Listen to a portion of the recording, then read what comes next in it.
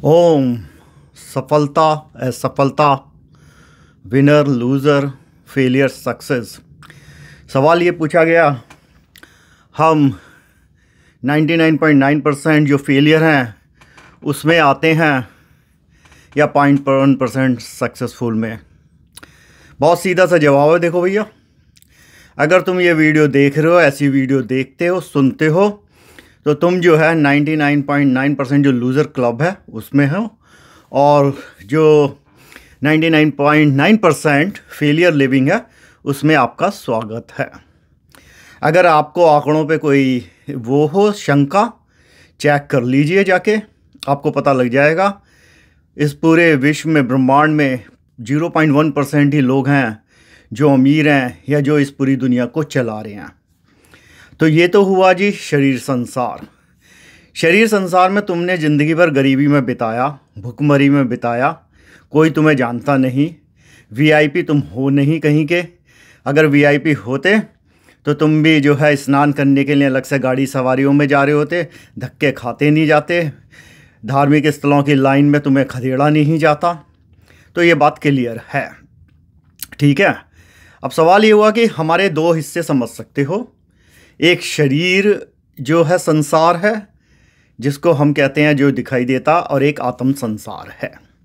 शरीर संसार में तुम्हारे पास अब जो है पाने को कुछ नहीं है, खोने को कुछ नहीं है, क्योंकि क्या है, एक भिखारी से कोई कुछ ले सकता नहीं। अब बात करें आत्म संसार की।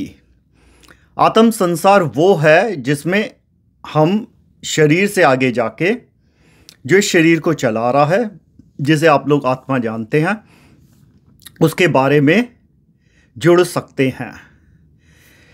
तुम लोगों की कहानी सुनते हो, तुमसे बड़ा बंदबुद्धि मूर्ख कोई नहीं है, क्योंकि खुद एक कहानी बन जाओ कि लोग तुम्हें याद रखें। दूसरों के बारे में बात करने से क्या होगा, हिस्ट्री है वो तो, जो उनका था भाई उनका हुआ कि उसने ये करा और उसने ये कर दिया, राजनीति पार्टी ये कह रही है। इससे तुम्हारा क्या उत्थान हो रहा है?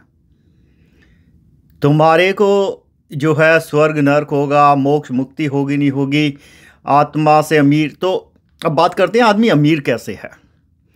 अमीर की परिभाषा ये है, जिसके पास स्वास्थ्य हो, धन हो, जिसके पास शांति हो, सुख हो। ये शरीर संसार में अमीरी की परिभाषा है। धन, धर्म, ध्यान। अगर अब आत्म शरीर की बात करें, आत्म संसार की बात करें, आत्म संसार वो है जो तुम रात में जब सोने जाते हो, तुम्हारा वो संसार चलता है। जब अच्छे कर्म नहीं होते तो बुरे बुरे सपने आते हैं, अच्छे कर्म हो तो परमात्मा में, स्वर्ग में वहाँ घूम के आते हो। तो हम हमेशा दो चीज़ों में घूम रहे होते हैं, एक दिन का जहाँ पर हम देखते हैं सामाजिक गंदगी है, दूसरा। तो आत्म संसार में खोने के लिए तुम्हारे पास कुछ है नहीं, लेकिन तुम पा सकते हो। बहुत बड़ी बात है ये, और बहुत गहरी, जो कोई बताता नहीं है। कोई तुम्हें अनुष्ठान कुछ करने की ज़रूरत नहीं है, जितने तुम जो हो बेवकूफ़ बनते हो, अपने पैसे लुटाते हो। शांति से बैठोगे और सिर्फ अपने आप से सवाल करोगे